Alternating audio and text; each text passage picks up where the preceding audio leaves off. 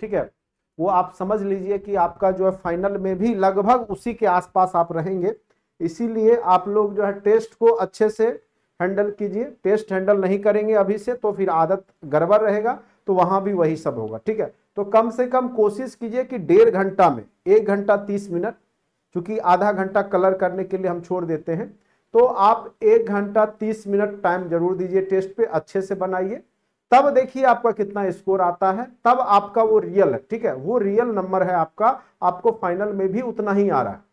तो कम से कम 40% तो मिनिमम क्राइटेरिया आप कम से कम लाइएगा, तभी कुछ उम्मीद कर सकते हैं।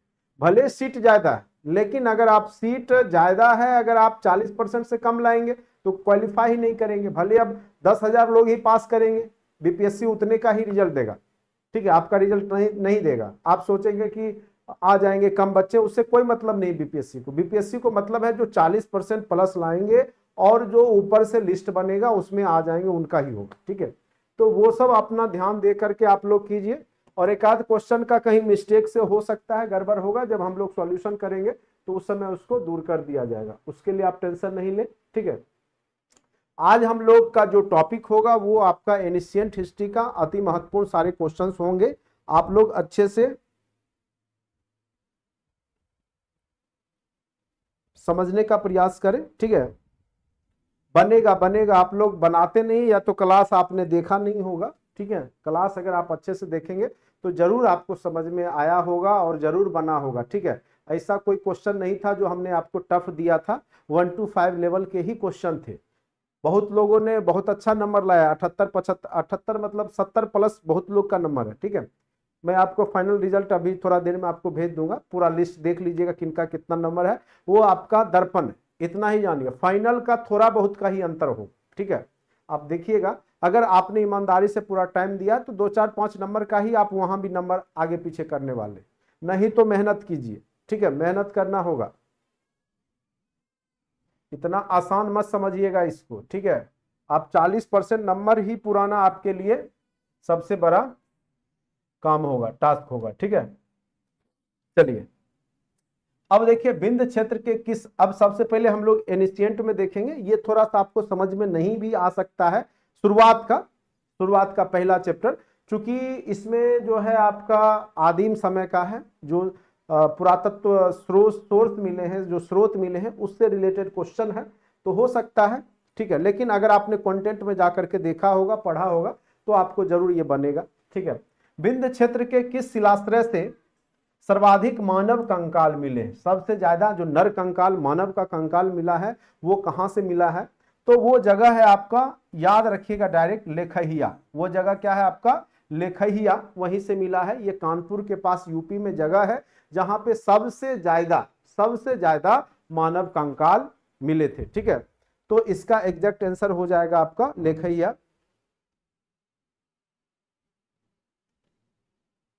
मैथ का सॉल्यूशन सारा जब हम लोग टॉपिक पढ़े थे तो सारा किया हुआ है। ठीक है, आपको बार बार सॉल्यूशन हम करवाएंगे, फिर मैं बोल रहा हूं कि आपका टेस्ट का सॉल्यूशन करवा देंगे, इसलिए घबराने की बात नहीं है। ठीक है, और सारा क्लास का पढ़ाया हुआ क्वेश्चन था, इसीलिए उसमें तो टेंशन लेने की बात ही नहीं है। नहीं बन रहा है तो कमी आप में है, रिवीजन कीजिए। चलिए, लेखैया जो है आपका यूपी कानपुर के आसपास का जगह है, और वहीं पे जो है आपका ये जगह मिला। ठीक है, और लेखैया जगह है जहां पे सर्वाधिक मानव कंकाल मिले हैं, एकदम याद रखना है। एक ही कब्र से 3 मानव कंकाल कहां पर मिले हैं? एक ही कब्र से 3 मानव कंकाल कहां मिले हैं? चलिए, आप लोग को पता होगा तो बताइए। महदहा से, दमदमा से, लंगना लंगनाज से। ठीक है,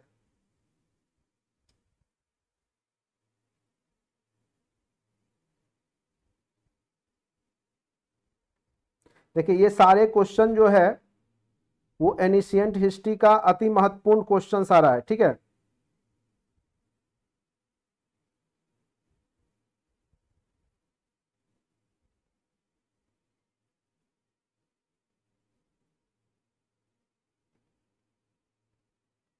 दूसरे का ए, दमदमा से कहां से मिला है बताइए? बिल्कुल सही है, दूसरे का ए होगा, दमदमा से ही मिला है। ठीक है, दमदमा से। ठीक है, दमदमा से मिला है, ये भी आपका यूपी में ही है, प्रतापगढ़ जिला, प्रतापगढ़ जिला यूपी में ही है, दमदमा से मिला है। ठीक है, तो प्रतापगढ़ जिला यूपी में है, दमदमा, वहीं पे आपको 3 जो है एक साथ मानव कंकाल मिले हैं। ठीक है, अब आते हैं हड्डी से निर्मित आभूषण भारत में मध्य पाषाण काल के संदर्भ में कहां प्राप्त हुए? मध्य पाषाण काल में हड्डी से निर्मित आभूषण यानी हड्डियों के ही आभूषण बनाए जाते थे, महदहा से, लखहिया से, चौपा मांडो से, सराय नाहराय से। ठीक है, तो ये आपका आंसर होगा महदहा से। कहां से मिला है? तो महदहा से हड्डी के आभूषण मिले हैं, हड्डी के आभूषण। ये भी आपका प्रतापगढ़ जिला यूपी में ही पड़ता है, प्रतापगढ़ जिला यूपी में, वहीं पे आपको ये मिला है। ठीक है, हड्डी से निर्मित आभूषण। अब आते हैं भीमबेटका, ये अति महत्वपूर्ण है, कई बार क्वेश्चन पूछे जा चुके हैं, एमपी में पड़ता है भीमबेटका। ठीक है, गुफा है, भीमबेटका गुफा है। ठीक है, और ये है कहां पे, कहां स्थित है? तो ऐसे अगर राज्य पूछे तो मध्य प्रदेश में है, भोपाल के पास एक रायसेन जिला है, उसी में आपको जगह का नाम है अब्दुल्लागंज रायसेन, तो वहीं पे आपका ये क्या है, तो स्थल है। तो भीमबेटका कहाँ स्थल है? तो आप लोग समझ गए कहां पे है, तो अब्दुल्लागंज रायसेन। कहां पे है? तो अब्दुल्लागंज जगह का नाम है, रायसेन जिला में पड़ता है, एमपी में। ठीक है, तो इसलिए इसका एग्जैक्ट आंसर क्या हो जाएगा? सी हो जाएगा। ठीक,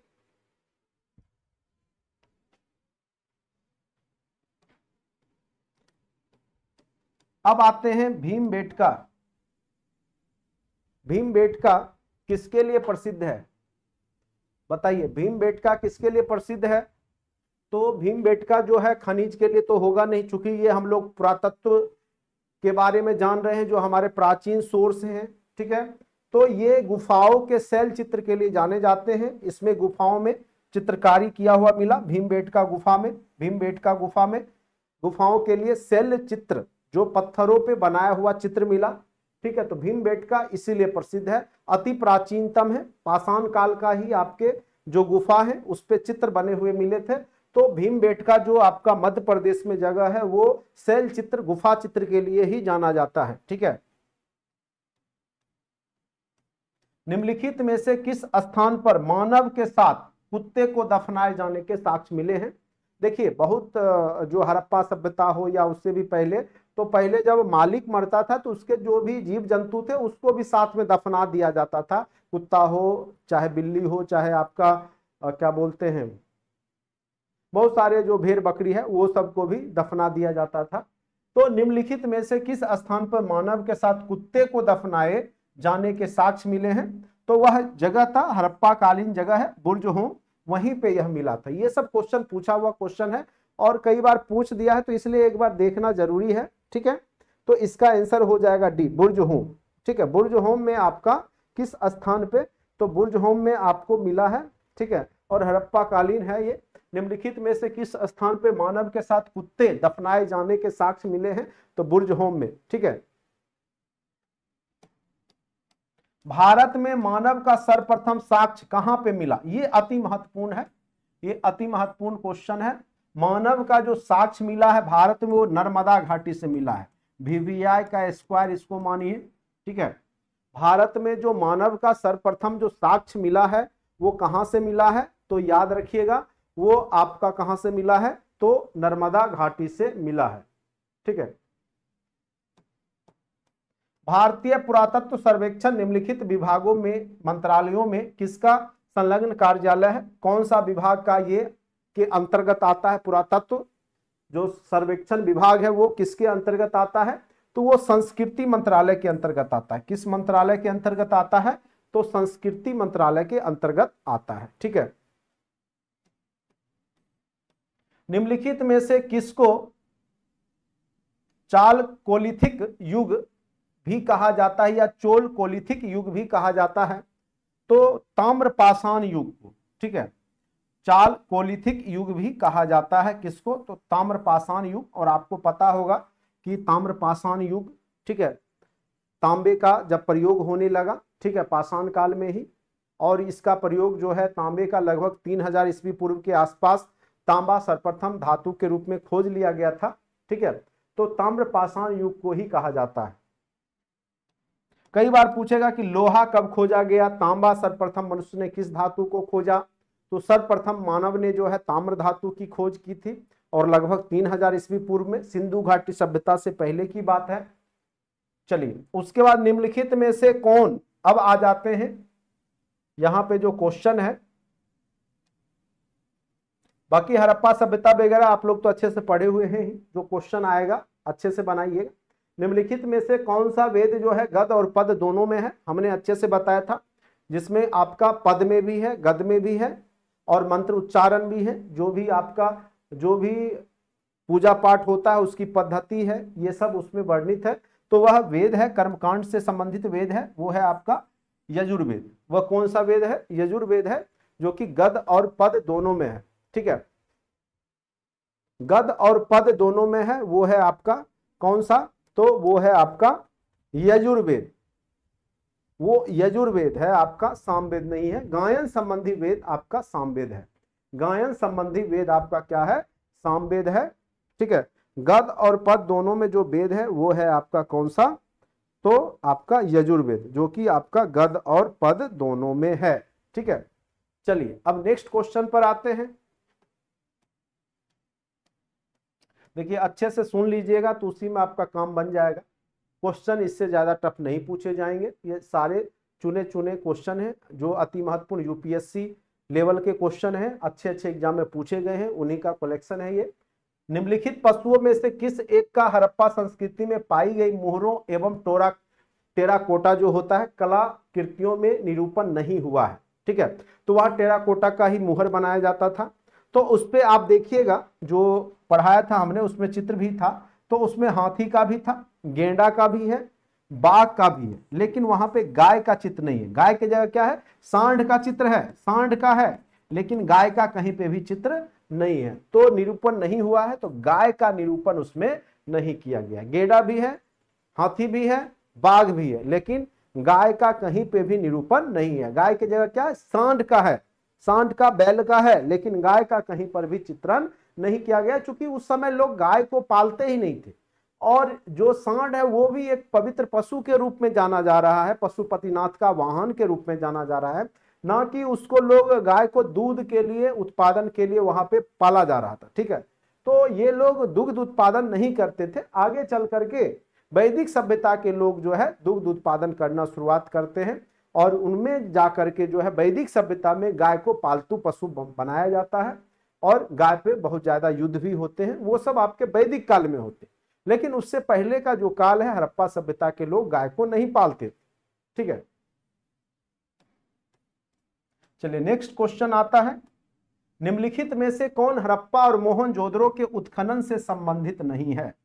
तो ये जो भी आपके पुरातत्व वेदा हैं जिनको कि यहाँ पे हड़प्पा और मोहनजोदड़ो उत्खनन से संबंधित, इसमें से मैक्सिमम है, एक नहीं है। ठीक है, तो देखिए के.एन. दीक्षित है। तो ये सब, अब इसके लिए तो आप पूरा ग्रंथ नहीं पढ़िएगा, ये बहुत ज्यादा डीपली क्वेश्चन है। बस इतना जान लीजिए जो V.A. स्मिथ है, ये मौर्यकालीन जो भी पुरातत्व है वो उसमें ये आते हैं, उससे पहले ये नहीं है। तो M.M. वस्त भी है, R.D. बनर्जी भी है, रखालदास बनर्जी जो बोलते हैं जिनको। ठीक है, आप सिंधु घाटी सभ्यता का सारा जब जो भी पुरातत्व स्थल है उसका जब देखिएगा तो उसमें आपको दिखेंगे ये सब, लेकिन V.A. स्मिथ आपको नहीं दिखेंगे। तो ये संबंधित नहीं है। हड़प्पा या मोहनजोदड़ो के काल का जो भी आपके पुरातत्व वेद जो जिन्होंने खोजा है उसमें आपको V.A. स्मिथ आपको नहीं दिखेंगे। ठीक है, चलिए निम्नलिखित में से कौन एक हड़प्पा बंदरगाह, ये हमने बार बार चर्चा किया था, ये बार बार क्वेश्चन पूछा जाता है, जो कि गुजरात में स्थित है। आप लोग बताइए।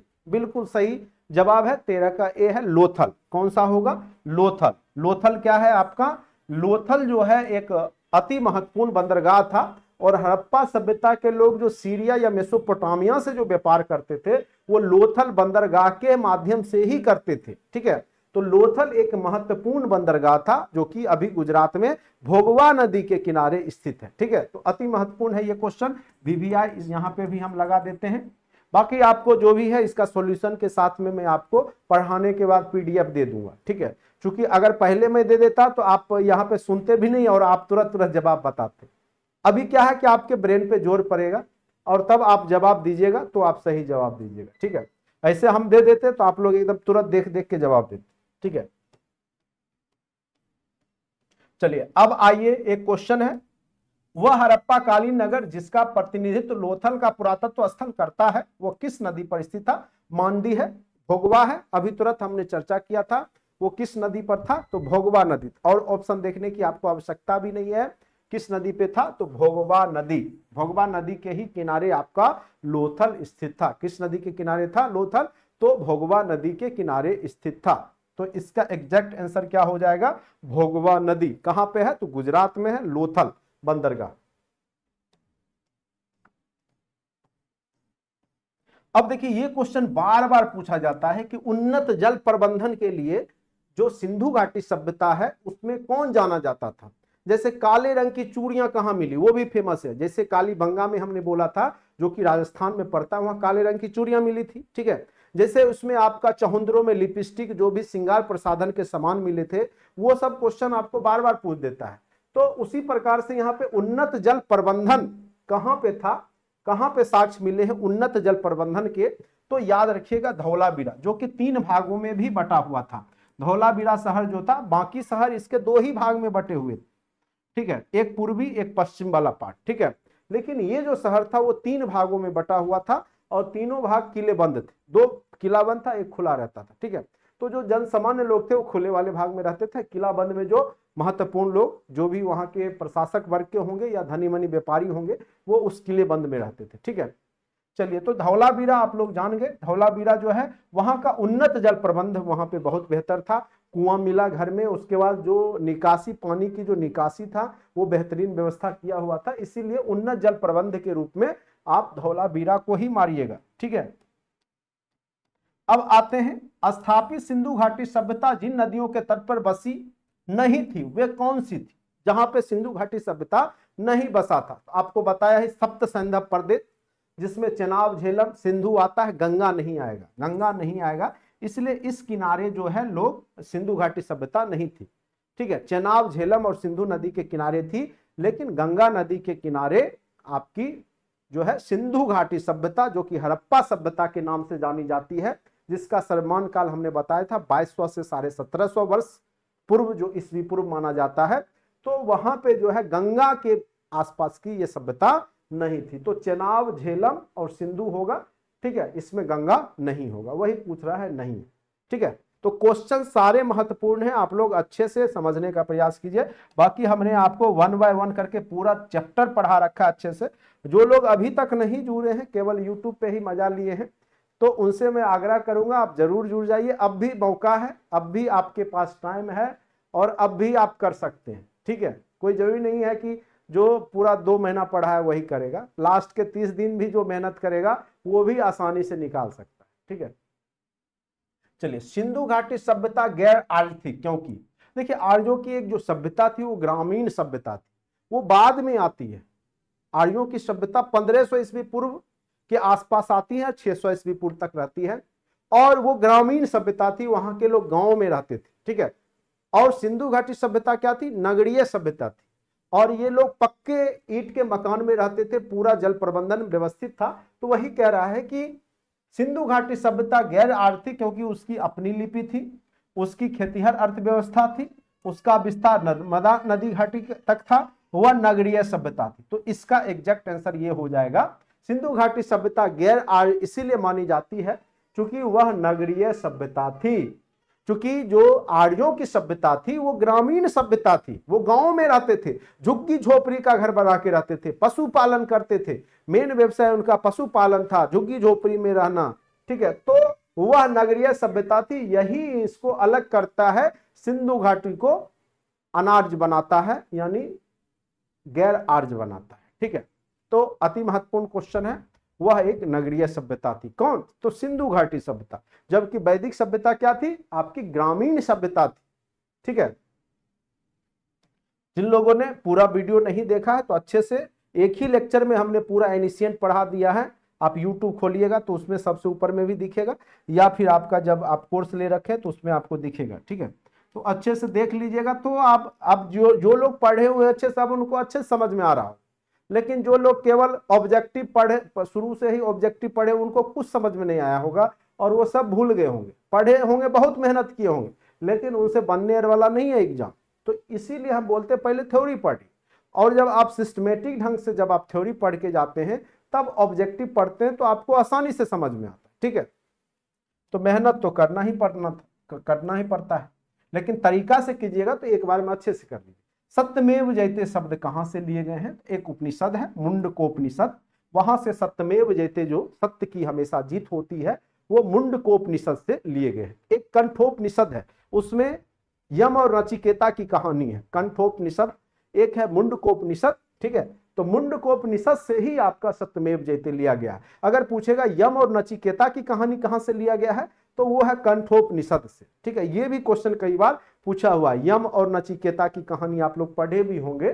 ठीक है, जिसमें उसको मृत्यु दान दे देता है, यम को ही दान दे देता है उसका पिताजी। ठीक है, चलिए अब आते पूर्व वैदिक आर्यों का धर्म मुख्यतः था।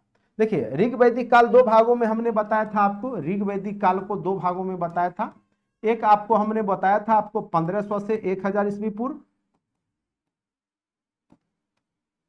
और एक हमने बताया था आपको 1000 से 600 ईस्वी पूर्व। ठीक है, तो जो 1000 से 600 ईस्वी पूर्व था वो बाद का था, उससे पहले 1500 से 1000 ईस्वी पूर्व वाला जो था वो आपका ऋग वैदिक काल था। तो ऋग वैदिक काल जो था वह मूर्ति पूजा यज्ञ के लिए नहीं, मूर्ति पूजा तो बिल्कुल नहीं था, मूर्ति पूजा उस समय बिल्कुल नहीं था। ठीक है,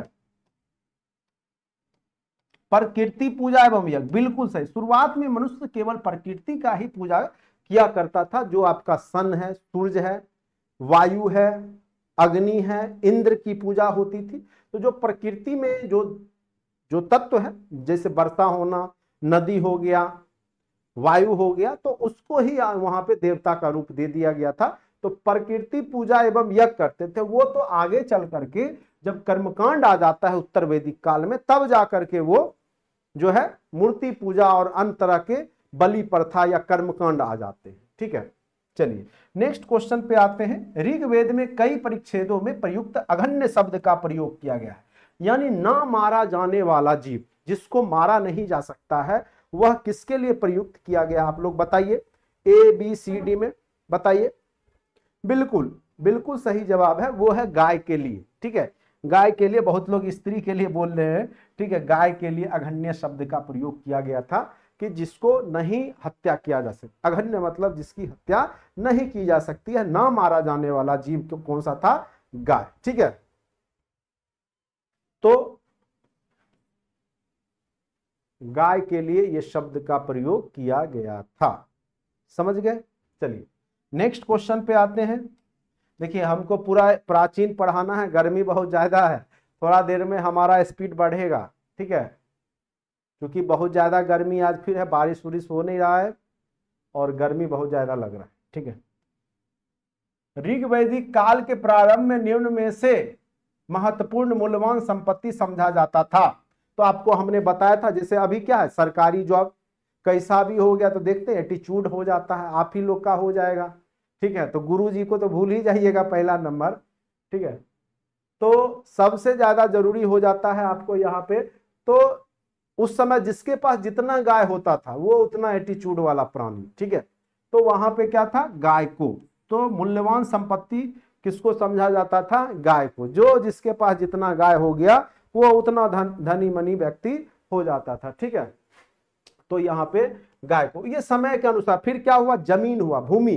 फिर आगे अभी क्या है? भूमि, गाय रहे ना रहे, एक छोटा सा भी चपरासी का भी नौकरी होना चाहिए, उसका महत्व, उसको लोग इस तरीका से इज्जत देते हैं।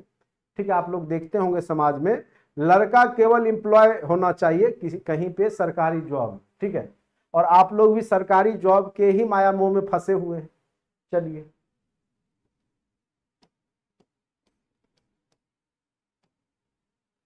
सर्ग प्रतिसर्ग वंश मनवतर और वंशानुचरित संकेतक हैं। तो ये संकेतक जो है पुराणों के हैं। सर्ग प्रतिसर्ग वंश मनवतर वंशानुचरित जो शब्द हैं वो पुराणों के हैं। ठीक है, निम्नलिखित अभिलेखों में से कौन सा ईरान से भारत में आर्यों के आने की सूचना देता है? तो हमने आपको पढ़ाया था वैदिक सभ्यता में, आप देखिएगा उसमें हमने बोगजोकोई अभिलेख की चर्चा किया था, जो कि मध्य एशिया में पड़ता है, इराक ईरान के आसपास। और उसमें जो देवी देवताओं की चर्चा की गई थी, वही देवी देवताओं की चर्चा ऋग्वेद में भी किया गया है। इसका मतलब है कि जो आज लोग थे वो मध्य एशिया से ही आए, ईरान से ही भारत पहुंचे थे। तो वो था आपका बोगजोकोई अभिलेख। अति महत्वपूर्ण क्वेश्चन है, इसको हम वीवीआई रखेंगे। ये क्वेश्चन कभी ना कभी बीपीएससी पूछ ही देगा, ठीक है। बीपीएससी के अगर क्वेश्चन को अगर आप प्रीवियस ईयर को देखेंगे तो आपको एक अनुभव क्रिएट होगा कि बीपीएससी किस तरह से क्वेश्चन पूछता है, ठीक है। रटा रटाया क्वेश्चन बहुत कम मिलेंगे इसी टाइप के, लेकिन कॉन्सेप्ट होगा कुछ अलग हट के दे देगा, ठीक है।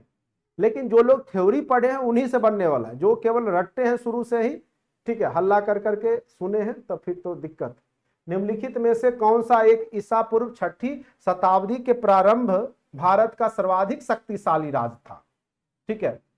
तो जो हमने बताया था, जो सर्वाधिक शक्तिशाली महाजनपद एक ही था, वो कौन था? मगध। क्यों था? चूंकि हमने बताया था रीजन था, यहाँ के जो शासक थे वो भी बुद्धिजीवी थे, ठीक है, पहला नंबर। दूसरा नंबर, इसके दक्षिण में खनिज संपदा था, वन था, जंगल था, फिर गंगा की उपजाऊ मिट्टी थी, ठीक है।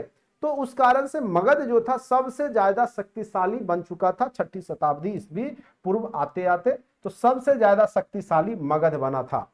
और मगध की जो प्रारंभिक राजधानी ऐसे जो बहुत पहले था वो गिरिब्रज था, लेकिन ऑप्शन देख लेंगे, अगर गिरिब्रज नहीं दिया है, अगर राजगृह दिया है, तो हम लोग राजगीर को ही मारेंगे। तो सबसे पहला जो मगध की प्रारंभिक राजधानी थी वह राजगृह थी। तो 25 का क्या हो गया? सी। चलिए 26 का बताइए, बताइए 26 का। रुक गए तो हम बोलते हैं तब आप लोग लिखते हैं उधर से।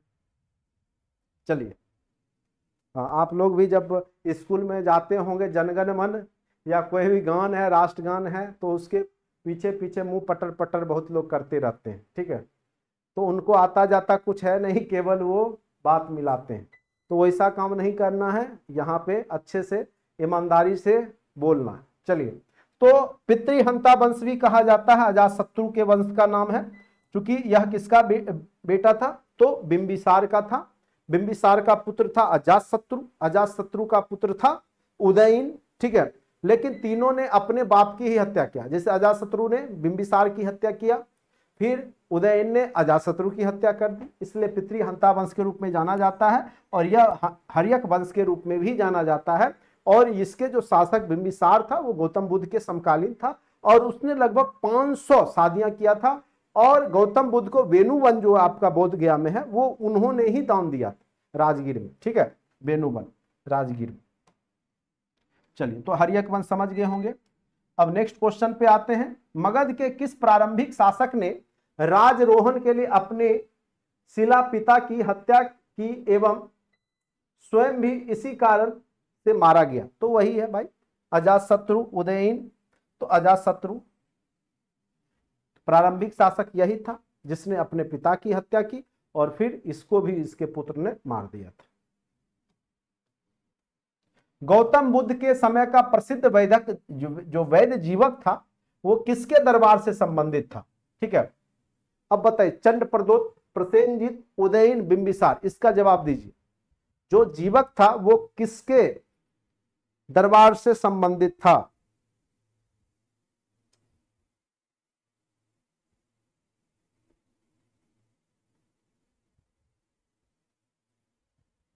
बिल्कुल सही है, बिंबिसार के ही दरबार में रहता था जीवक, जो कि एक बहुत बड़ा चिकित्सक था, ठीक है, जीवक। तो ये याद रखिएगा, बिंबिसार। उज्जैन का प्राचीन काल में क्या नाम था? तो उज्जैन जो मध्य प्रदेश में है उसका अवंतिका महाजनपद, अवंतिका उज्जैन, ठीक है, अवंतिका क्या नाम था? उज्जैन का प्राचीन नाम क्या था? तो अवंतिका नाम था, ठीक है। क्या नाम था? तो अवंतिका नाम था, ठीक है। नेक्स्ट क्वेश्चन पे आते हैं। ये तो बहुत बार हमने चर्चा किया है, ये आपको पता ही होगा।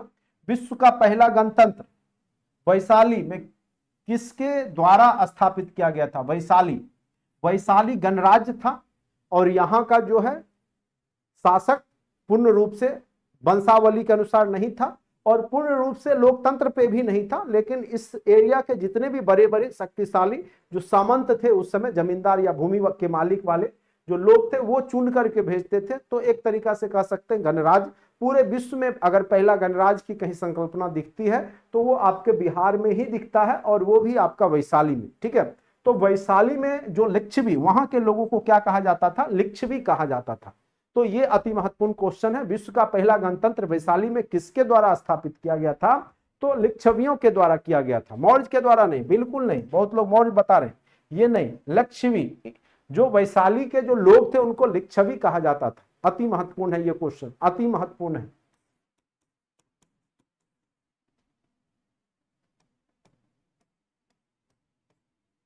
नेक्स्ट क्वेश्चन आते हैं, बराबर की पहाड़ी की गुफाओं के विषय में निम्न में से कौन एक सही नहीं है? तीन गुफाओं की दीवार पर अशोक के अभिलेख उत्कीर्ण है, बिल्कुल सही है। ये अभिलेख इन गुफाओं को आजीविकाओं को समर्पित होने का उल्लेख करता है, बिल्कुल सही है।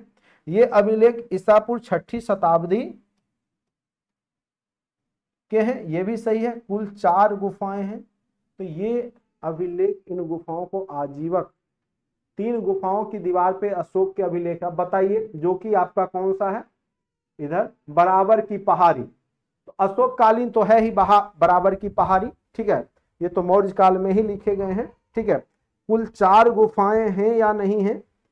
ठीक है, ये अभिलेख जो है आपके लिखे गए हैं, तो आपको पता होगा कि अशोक के काल में लिखा गया है। उसका जो पोता था और बेटा दशरथ था, उसने लिखवाया था ये सब बराबर की गुफा। तो ये 6ठी सदी ईस्वी पूर्व में तो जाएगा नहीं। ठीक है, तो ये इसका गलत हो जाएगा। ठीक है, बराबर की पहाड़ी की गुफाओं के विषय में कौन सा सही नहीं है? ये बिल्कुल सही है, ये भी सही है। ये आपका ये अभिलेख ईसापुर 6ठी शताब्दी के है, ये गलत है, क्योंकि ये अभिलेख जो है आपके मौर्य काल का है। ठीक है, तो बहुत बाद का काल है। ठीक, बराबर की पहाड़ी पर कुल 4 गुफाएं, ये भी सही है। ठीक है, तो ये आपका ये अभिलेख ईसापुर 6ठी शताब्दी के हैं नहीं। ठीक है, ये लगभग 3री शताब्दी ईस्वी पूर्व के आसपास का होगा, 255 ईसा पूर्व के आसपास मान के चलिए, क्योंकि अशोक का काल वही था। ठीक है, तो 3री सदी ईस्वी पूर्व का था, 6ठी के नहीं। ठीक है, तो इसका ये गलत है, इसलिए ये पूछ रहा था कौन सही नहीं है।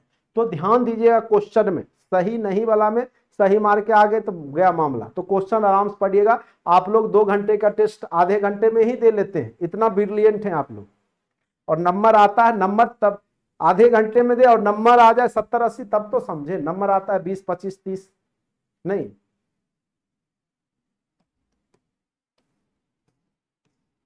अभी रिजल्ट जारी करेंगे तब देख लीजिएगा, सबका नंबर दिखेगा ना, और उससे आप पता कर सकते हैं। हम अभी कट ऑफ निर्धारित कर देंगे आपका कि फाइनल रिजल्ट पे आप कितना नंबर लाइएगा, सेलेक्ट हो जाइए। आपका जब टेस्ट अगर आप लोग सही से दिए होंगे, उससे निर्धारित हो जाएगा कि पूरे बिहार में, चूंकि हमारे पास पूरे बिहार के लोग जुड़े, लगभग जो भी लोग टेस्ट दिए होंगे, ठीक है, तो 150, 200 या जो भी लोग टेस्ट दिए हैं, 200 में भी एवरेज औसतन निकल जाएगा कि कितना कट ऑफ जाएगा। ठीक है, जैसे चुनाव से पहले होता है ना, नहीं पता चल जाता है कौन जीतने वाला है कौन हारने वाला है।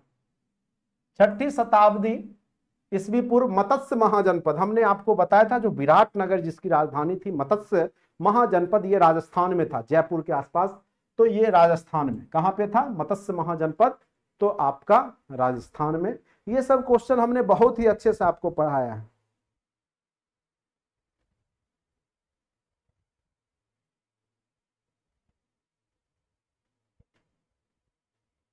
पढ़िए, नहीं है तो पढ़िए, इसीलिए तो वो आपका दर्पण आज दिख गया ना, इसीलिए हमने बोला कि सब लोग टेस्ट दीजिए और भेजिए रिजल्ट। हमारे पास तो ऑलरेडी रिजल्ट रहता ही है, लेकिन हमने आपको एक्टिव किया। आप लोग सोए रहते हैं, आप लोग सही से काम नहीं कर रहे हैं। ठीक है, हमने क्या बोला कि जब मेरा थ्योरी हो जाएगा तो हम ऑब्जेक्टिव ही करवाएंगे। आप लोग शुरू से ही परेशान थे ऑब्जेक्टिव के लिए, शुरू में हमने नहीं कराया, करा देते तो फिर ना कॉन्सेप्ट आता ना कुछ आता आपके पास। अब अगर आपने अच्छे से पढ़ा होगा पूरा, लेक्चर मेरा देखा होगा, सुना होगा, तो आपको अच्छे से समझ में आ रहा होगा। महाजनपद वाला देखिएगा, अच्छे से समझाया है। चलिए, बाद बाकी बहुत लोग पैसा बचाने के चक्कर में रहते हैं, बहुत लोग कोर्स लिए, बहुत लोग जो है फ्री में ही खोजते फिरते हैं किधर फ्री में मिल जाए। तो देखिए, फ्री में ज्ञान नहीं मिला है, ना ही आज तक किसी को, ना ही मिलेगा। ठीक है, हाँ, कुछ अच्छे लोगों के वजह से कुछ लोग फ्री में कुछ बहुत थोड़ा बहुत अध्ययन कर लेते हैं।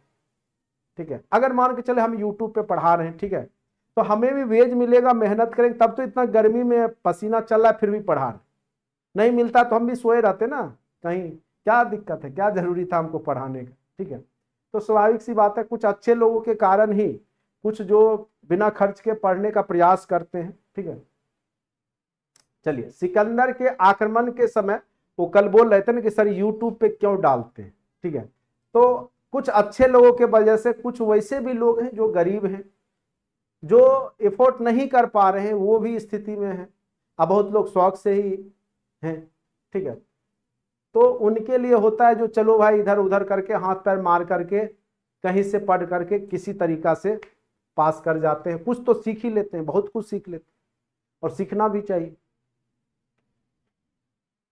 ज्ञान जो है आपका जितना बांटिएगा उतना अच्छा है।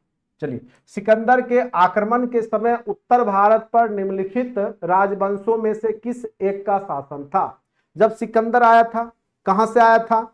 मैसिडोनिया से, मकदूनिया का क्षत्रप का जो पुत्र था। ठीक है, तो मात्र 19 साल की ही अवस्था में घर से बाहर निकल जाता। उसके गुरु अरस्तु थे, जिसके बारे में हमने आपको अच्छे से बता रखा है। ठीक है, तो उस समय यहाँ पे किस वंश का शासन था? तो नंद वंश का था, और घनानंद यहाँ पे शासन कर रहा था। मगध पे कौन शासन कर रहा था? नंद वंश का अंतिम शासक घनानंद, जिसको आगे चल करके जो है चंद्रगुप्त मौर्य गद्दी से अपदस्थ करता है, उसकी हत्या करता है, फिर गद्दी को पाता है, और चाणक्य इसमें मदद किए थे। ठीक है, चलिए, भारत में सिकंदर की सफलता निम्न कारणों से थी। क्यों सिकंदर सफल हो गया? क्या उसकी फौज बेहतर थी? उसे देशद्रोही शासकों से सहायता मिली? ऐसा कुछ भी नहीं था। वह एक अच्छा प्रशासक था? यह भी नहीं था। उस समय भारत में कोई केंद्रीय सत्ता नहीं थी, और कहा जाता है राजा पुरु से यह हार गया था। भारतीय इतिहासकार यहां तक बोले हैं कि ये राजा पोरस जो था, पोरस ने इसको हरा दिया था। नहीं तो जो आदमी 99 रन मार चुका है वो सेंचुरी के लिए थोड़े लौट के जाएगा, वो 100 रन मार के ही जाएगा। ये विश्व विजेता बनने आया था, ये बन के ही लौटता, अगर जब तक कि वहां पे कुछ ना कुछ इसके साथ नहीं हुआ हो तब। ठीक है, तो चूंकि यूरोपीय इतिहास अपने इतिहास को हर हमेशा, जो इतिहासकार है वहां के, ग्रीक के, यूनान के, यूरोप के, वो हर हमेशा अपने आप को महान बताने का प्रयास किए और दूसरे को नीचा दिखाने का प्रयास किए। लेकिन भारतीय इतिहासकार ने इसका विरोध किया कि सिकंदर यहां आके हार जाता है राजा पोरस से। अब जो भी कहानी हो, क्योंकि हम लोग यूरोपीय इतिहास को ही मानते हैं, पढ़ते हैं, इसीलिए। नहीं तो भारतीय इतिहास को पढ़ेंगे तो न्यूटन से बहुत पहले ब्रह्मगुप्त ने, ठीक है, ग्रेविटेशन फोर्स का खोज कर दिया था। लेकिन हम लोग क्या बोलते हैं? न्यूटन ने खोज किया, और वो 14वीं 15वीं सदी के आसपास का था, 15वीं 16वीं सदी में। चलिए, निम्नलिखित में से कौन सिकंदर के साथ भारत में नहीं आया? तो ओनेसिक्रिटस, डायमेकस। देखिए, डायमेकस आया था बिंदुसार के समय, तो ये तो बिल्कुल नहीं होगा, तो यही हो गया आंसर कि कौन नहीं आया था। अरिस्टोबुलस भी आया था। नियारकस तो उसका जल सेना अध्यक्ष ही था, ठीक है, जल सेनापति ही था नियारकस। ठीक, तो इसका डायमेकस होगा, डायमेकस बिंदुसार, डायमेकस, ठीक है, बिंदुसार के समय में था ये। ठीक है, तो ये आपका सिकंदर के समकालीन नहीं है। ठीक है, चलिए, देखिए कुछ क्वेश्चन आप जो है ऑप्शन पे ही बना सकते हैं इतिहास में खास करके।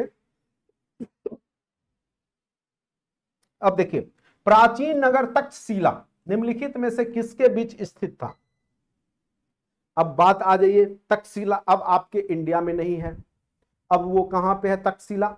और तक्षशिला विश्व का सबसे प्राचीनतम, कह सकते हैं कि उस समय भारत का सबसे प्राचीनतम विश्वविद्यालय भी यही था, और कहा जाता है चाणक्य यहाँ पे प्रोफेसर थे, और चंद्रगुप्त मौर्य ने भी यहीं से शिक्षा अध्ययन किया था। ठीक है, तो ये जो था वो सिंधु और झेलम नदी के बीच में था। तक्षशिला विश्वविद्यालय भी हुआ करता था। तो तक्षशिला, सिंधु और झेलम अभी पाकिस्तान में है। ठीक है, पाकिस्तान में है, आपका प्यारा मुल्क, बगल का पड़ोसी। ठीक है,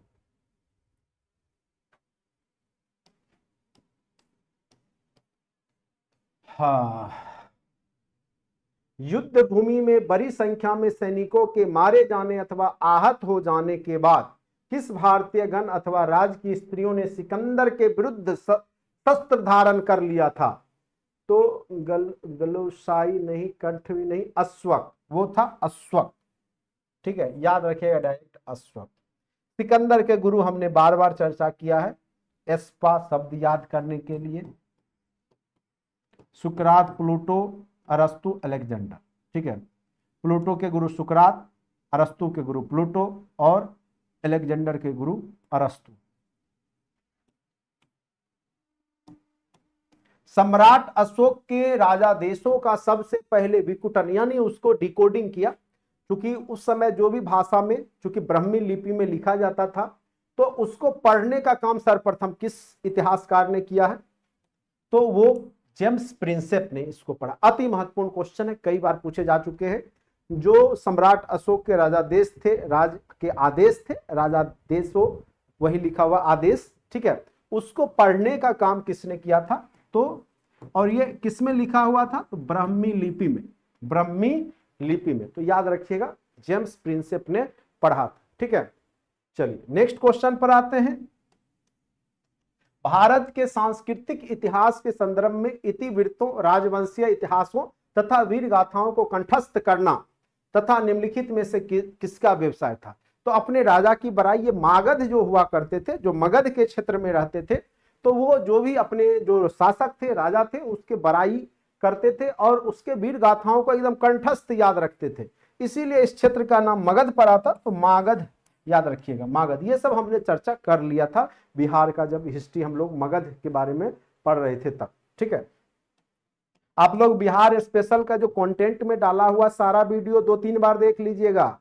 बिहार स्पेसिफिक ज्यादा क्वेश्चन पूछता है बीपीएससी। चलिए, बाकी तो इधर हमने अच्छे से आपको पढ़ा ही दिया है। भारतीय कला एवं पुरातत्व इतिहास के संदर्भ में निम्नलिखित में से सबसे पहले निर्माण किया गया था? तो धौली स्थित शैलकृत हाथी, महाबलीपुरम स्थित शैलकृत स्मारक, उदयगिरी स्थित वराह मूर्ति, भुवनेश्वर स्थित लिंगराज मंदिर। तो मंदिर का तो बाद में हुआ है। ठीक है, तो ये जब भी होगा तो जो शैल पत्थर वाला होगा वही होगा। ठीक है, तो सबसे पहला ऑप्शन यहां पर, सबसे पहला ऑप्शन यहां पे क्या दिख रहा है? चलिए ऊपर चला गया।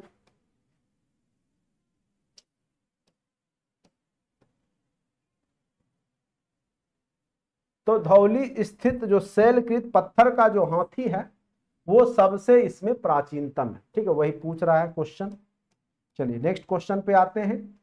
कलिंग युद्ध का विवरण हमें ज्ञात होता है? तो ये तो 13वें शिलालेख से ज्ञात होता है। कलिंग युद्ध 261 ईस्वी पूर्व के आसपास कलिंग में युद्ध हुआ था और अशोक वहीं से उनका हृदय परिवर्तन होता है, सम्राट अशोक का। तो 13वां शिलालेख याद रखिएगा। ठीक है, अशोक के निम्नलिखित अभिलेखों में से किसमें दक्षिण भारतीय राज्यों का उल्लेख हुआ है? तो वह अभिलेख था द्वितीय मुख्य शिलालेख में जो है दक्षिण भारत के जो राज्य थे उसका उल्लेख किया गया है। इंडिका का मुख्य अभिलेख जो इंडिका है वो लेखक कौन है? तो ये तो आपको अच्छे से पता होगा, मेगास्थनीज ने इंडिका लिखा था। अति महत्वपूर्ण है, इसका मूल कॉपी नहीं मिला है, इसका सेकेंडरी कॉपी है, कहीं सारांश मिला है। ठीक है, इसका जो मूल कॉपी इंडिका है वो नहीं मिला है। ठीक है, किसी बुक में इसकी चर्चा है, इस बुक के बारे में, वहां से मिलता है। मौर्य काल में टैक्स को छुपाने, चोरी के लिए इनमें से क्या दंड दिया जाता था? समानों की कुर्की, कारावास, उपयुक्त में से कोई नहीं, मृत्युदंड। तो अगर आप मौर्य काल में टैक्स छुपाते तो मृत्युदंड आपको दे दिया जाता। ठीक है, तो मृत्युदंड की सजा, चूंकि टैक्स के मामले में नियम बहुत टाइट था, चूंकि निर्धारण करने का काम कौन करता था? तो चाणक्य करते थे। ठीक है, क्योंकि उनको पता था कि बिना धन के कोई राज्य नहीं बन सकता। निम्नलिखित में से राज के सप्तांग सिद्धांत, 7 अंग, राजा के जो 7 अंग, और इसकी चर्चा अर्थशास्त्र में जो की गई है, तो उसमें 7वां अंग मित्र था, जो राजा का मित्र माना गया है, 7वां अंग। ठीक है, तो मित्र, कान जो होता है उसको मित्र की संज्ञा दी गई है सप्तांग सिद्धांत में। ये सब जो भुजा है, बाँ है, उसको दुर्ग की संज्ञा दी गई है। तो 7 अंगों से राजा को डिनोट किया गया है। ठीक है, कि जो राजा की जो शक्ति होती है वो 7 अंग होते हैं। तो जो कान होता है वो मित्र की बात, मतलब मित्र की तरह भूमिका निभाता है। ठीक है, चलिए, मुख जो है, मुख का कोष जो इनकम है उसको मुख की संज्ञा दी गई है। चलिए, मौर्य काल में स्त्रियों की स्थिति के संदर्भ में निम्न में से कौन सा कथन असत्य है? सत्य नहीं पूछ रहा है, असत्य। स्त्रियों को संपत्ति का अधिकार प्राप्त था, बिल्कुल था। स्त्रियों को पुनर्विवाह की अनुमति थी, ऐसा बात उसने चाणक्य ने लिखा है। और उस समय जो दास प्रथा था उसकी भी चर्चा किया है। और उसमें उन्होंने जो अन्य जाति है, जो ब्राह्मण, क्षत्रिय, वैश्य, शूद्र, तो शूद्रों को भी उसमें व्यवसाय करने का अधिकार दिया गया है। तो नियोग प्रथा क्या होता है, जब पति की मृत्यु हो जाए तो उसके जो भाई है उसके परिवार में ही रह जाना, किसी से शादी कर लेना, तो ये सब प्रचलित था, बिल्कुल था। वेश्यावृत्ति का प्रचलन नहीं था, ऐसी बात नहीं है, वेश्यावृत्ति का प्रचलन था, वेश्यावृत्ति का प्रचलन था। ठीक है, तो इसीलिए ये कथन आपका असत्य है, वेश्यावृत्ति का प्रचलन था। ठीक है,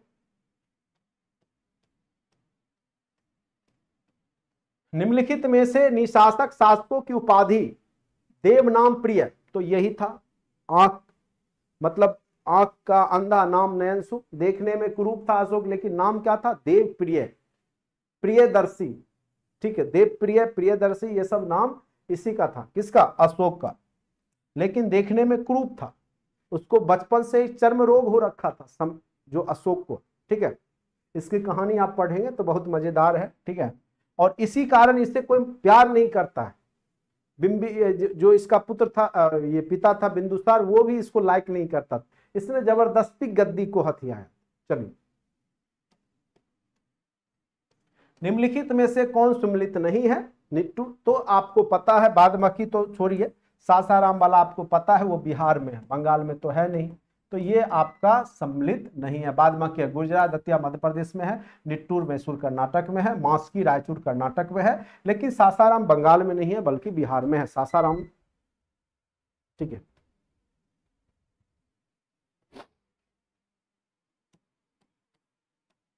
निम्नलिखित में से कौन सुमेलित नहीं है? सारनाथ उत्तर प्रदेश, रूमनदई नेपाल की तरह, बिल्कुल सही है। ठीक है, निगाली सागर, निगाली सागर जो है नेपाल में पड़ता है, निगाली सागर जो है वो आपका नेपाल में पड़ता है, बिहार में नहीं पड़ता, इसीलिए ये सुमेलित नहीं है। ये कहाँ पड़ता है? आपका नेपाल में पड़ता है। ठीक है, तो इसलिए ये सुमेलित नहीं है। नेक्स्ट क्वेश्चन पे आते हैं, निम्नलिखित में से कौन सुमेलित नहीं है? अब देखिए, भाग, उपज का हिस्सा, बिल्कुल, जो उपज का हिस्सा जो लिया जाता था वो भाग कहलाता था। बलि एक प्रकार का राजस्व कर था, ये भी सही है। हिरण्य अनाज के रूप में कर, ये गलत।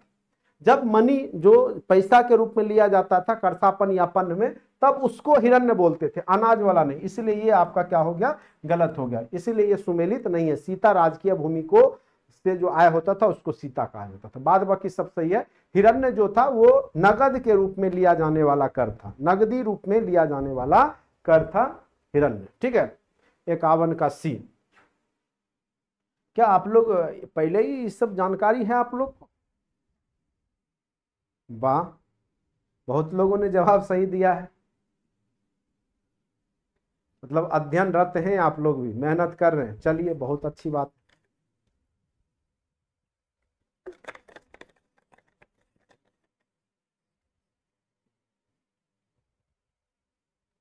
क्या हुआ, परेशान हो गए क्या?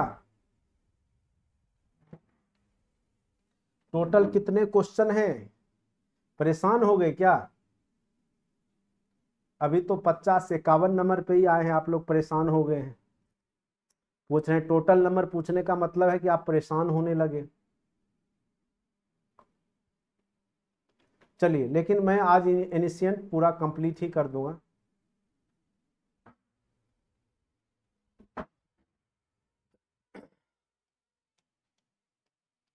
जब राजा दरबार में बैठा हो तो उस प्रजा को बाहर से प्रतीक्षा करवानी नहीं चाहिए। ठीक है, प्रतीक्षा नहीं करवानी चाहिए। उपयुक्त कथन किसका है? तो यह ज्ञान जो है चाणक्य अपने जो शासक है उस समय उसको देता है कि अगर आप बैठे हैं तो प्रजा को प्रतीक्षा मत करवाइए। लेकिन यहां तो एक आप अधिकारी बन जाता है, देखते हैं ब्लॉक में अंदर में बैठा रहेगा एसी में, लेकिन वो मजाल नहीं है कि जनता का जो है बात सुनने के लिए तैयार होता है। 99.5% केस में हम देखते हैं। हम तो यहां तक देखे हैं कि जो एप्लीकेशन अगर बुजुर्ग लोग जाके देता है उसको भी फेंक देता है, डस्टबिन में डालवा दिया जाता है। तो ऐसे ऐसे अधिकारी, ठीक है। और एक बार जब जॉब हो जाता है तो एटीट्यूड दुनिया भर का हो जाता है कि अब अधिकारी हो गए। और यहाँ जो चाणक्य है वो बोलता है राजा को कि अगर आप बैठे हैं तो आप मिलिए, ठीक है। लेकिन यहां तो अलग बात है। तो इससे अच्छा तो अभी से अच्छा तो राजतंत्र ही था ना। चलिए, चाणक्य, यह बात चाणक्य अपने राजा को बोलता था। प्रजा के सुख में राजा का सुख निहित है और प्रजा के हित में उसका हित है। यह कथन देखिए, चाणक्य कितना बड़ा कथन राजा को, और राजा को समझाते रहता था क्योंकि गलत राह पे नहीं चले। चूंकि राजा होने के बाद तो उसमें निरंकुशता आ सकती थी, इसलिए राजा को वो हर हमेशा ज्ञान देते रहता। ठीक है, मौर्य काल का है क्वेश्चन चाणक्य। लेकिन आजकल तो है एकदम जिद बांधे हुआ, एकदम जनता कहीं जाए लेकिन जो मन होगा वही करेगा आज की सरकार। चलिए, शक संवत पर आधारित राष्ट्रीय पंचांग कैलेंडर जो गार्गेरियन कैलेंडर पे आधारित है, 365 दिनों का जो सामान्य वर्ष होता है, तो उसमें जो होता है आपका हिंदी कैलेंडर में जो स्टार्ट होता है वो आपका 21 मार्च या 22 मार्च। ठीक है, तो अभी जो आपका कैलेंडर है वो क्या है? आपका गार्गेरियन कैलेंडर है। लेकिन अगर आप हिंदी कैलेंडर की शुरुआत करें तो वो आपको 21 मार्च या 22 मार्च को ही शुरुआत होता है। तो वही क्वेश्चन पूछ रहा है, निम्नलिखित में से कौन सा एक अन्य तीनों के समसामयिक नहीं है? गौतम बुद्ध, प्रसेनजीत, बिंबिसार, ये तीनों एक समय के ही, छठी सदी ईस्वी पूर्व। लेकिन ये जो मिलिंद है, मिलिंद पन्हो, एक किताब भी है, ठीक है, नागसेन और मिलिंद की कहानी है। ये लगभग 100 ईस्वी के आसपास, ठीक है, 100 ईस्वी यानी पहली सदी कह सकते हैं, प्रथम सदी के आसपास की घटना है ये। तो ये उस समकालीन नहीं था। कौन? मिलिंद। मिलिंद पन्हो एक ग्रंथ भी है, नागसेन और राजा, जिसको मिनेंडर प्रथम कहा जाता है। ठीक है, मिनेंडर प्रथम, इसी को कहा जाता है, मिलिंद को ही मिनेंडर प्रथम। चलिए, निम्नलिखित में से किसने भारत में स्वर्ण सिक्कों का प्रचलन नियमित उपयोग के लिए किया था? तो कुषाण वंश ने सबसे ज्यादा जो है सोने का सिक्के का प्रचलन किया था। उसमें भी अगर शासक का नाम पूछ दे तो याद रखिएगा विमकड़फिसस। कौन था शासक? तो विमकड़फिसस था, याद रखिएगा। कुजुल कड़फिसस, विमकड़फिसस कनिष्क के ही हैं, कनिष्क के ही ऊपर वाले हैं। ठीक है, तो सर्वाधिक सोने के सिक्के विमकड़फिसस जो आपका कुषाण वंश का संस्थापक है उसी ने यहां पे जारी किया था। चलिए, उम्मीद करते हैं कि यहां तक समझ में आ गया होगा आप लोग को। बीना बेगार के किसने सुदर्शन झील का जीर्णोद्धार कराया था? तो बीना बेगार का जो है बिंदुसार, अशोक, रुद्रदामन प्रथम, चंद्रगुप्त मौर्य। बताइए, ये क्वेश्चन का आप लोग जवाब दीजिए।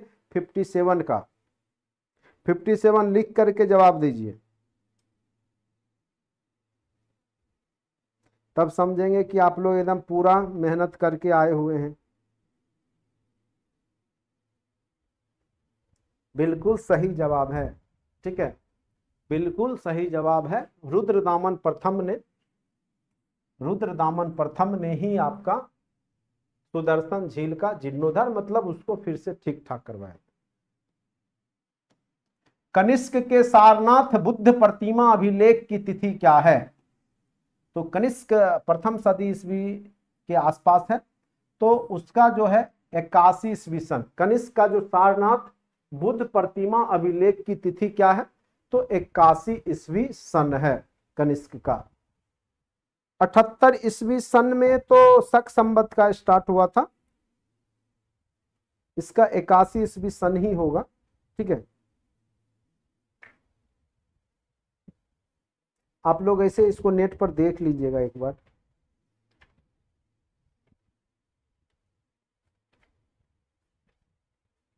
मुझे जहां तक कि पता है इसका यही होना चाहिए।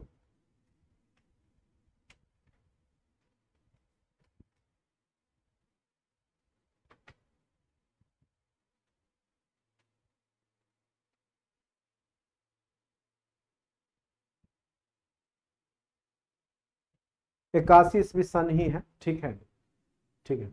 अब पूरा अगर आप देखिएगा पूरे भारतीय, अभी जो आप शादी विवाह जाते हैं तो वो कौन सा ड्रेस पहनते, शेरवानी। तो पूरा प्राचीन इतिहास में आप देखिएगा सबसे पहला व्यक्ति जो शेरवानी पहनता था वो कनिष्क था। ठीक है, याद रखिए, क्वेश्चन पूछेगा नहीं लेकिन जान लीजिए। किस अभिलेख में रुद्रदामन प्रथम की विभिन्न उपलब्धियां वर्णित हैं?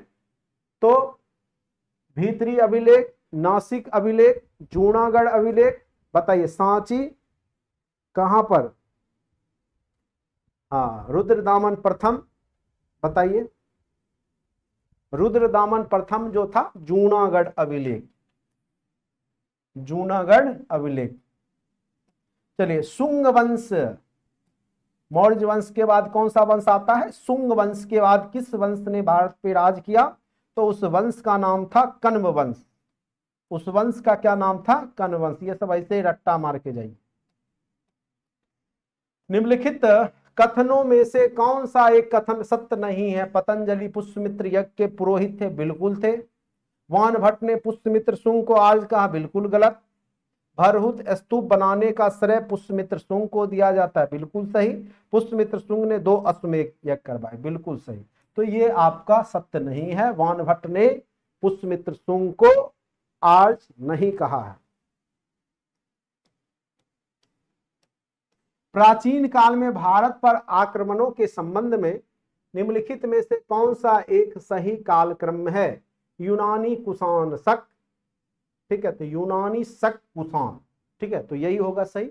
यूनानी आए, फिर शक आए, फिर कुषाण आए। आप लोग बताइए क्या होगा? बिल्कुल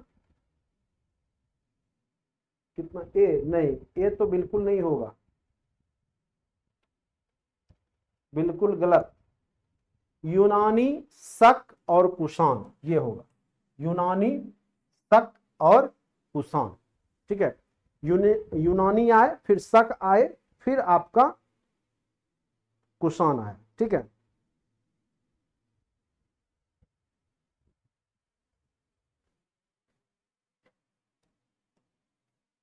चलिए।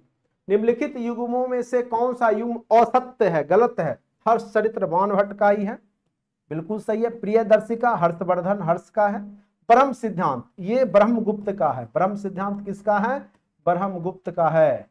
यानी भारत का कहिए प्राचीनतम न्यूटन कहिए, इसी ने आपका बता दिया था कि पृथ्वी किसी वस्तु को अपनी ओर खींचती है। ठीक है, बहुत बाद जाकर के न्यूटन ने बताया, लेकिन चलिए, भारतीय पुरातन जो इतिहास को लोग इतिहासकार मानता ही नहीं है, तो इसीलिए यहाँ पे ब्रह्म सिद्धांत जो है ब्रह्मगुप्त ने दिया था। मेघदूतम, रघुवंशम, ये सब आपका कालिदास का ही है।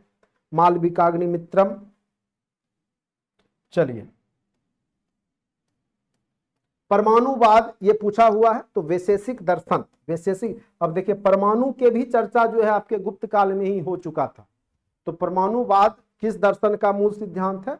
तो वैशेषिक दर्शन। ठीक है, जो परमाणु, चलिए हो गया आपका, कंप्लीट हो गया। अब आ गया आपका कौन सा? कुतुबुद्दीन ऐबक मध्यकालीन। प्राचीन कंप्लीट हो गया मेरे तरफ से। बाद बाकी आप लोग लूसेंट तो पढ़े ही होंगे, बनाए ही होंगे। ठीक है, तो अब आप लोग को घबराने की बात नहीं है, आपका जो है कंप्लीट हो गया। अब मैं आप लोग को एक पीडीएफ भेज देता हूं, यही आपका। ठीक है, एनिशियंट और मध्यकालीन का तो आप फिर देख लीजिएगा। ठीक है, चलिए,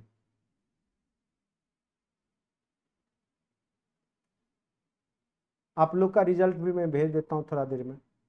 जो आज का जो टेस्ट दिए होंगे कंटेंट में जाकर उनका। चलिए आज के लिए इतना ही, धन्यवाद।